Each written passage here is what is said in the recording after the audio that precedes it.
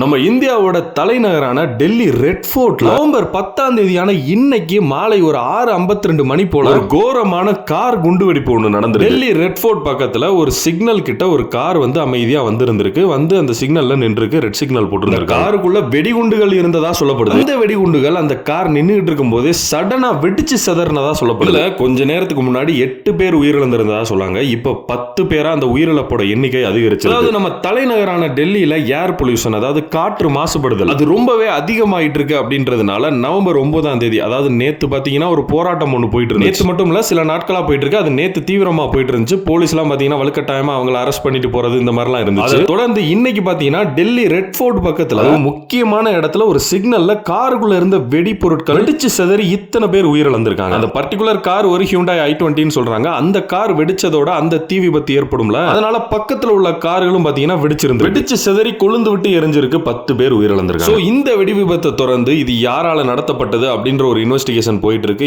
NIA மாதிரியான investing agencies அங்க இருக்காங்க.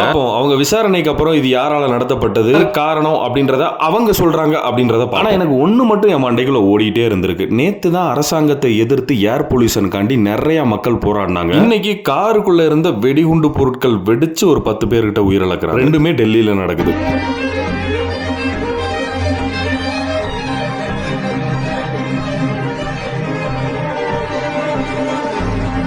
நீங்க நினைக்கிற மாதிரிலாம் இல்ல. நானுமே அவங்களோட விசாரணையோட முடிவுக்கு தான் வெயிட் பண்ணிட்டு இருக்கேன்.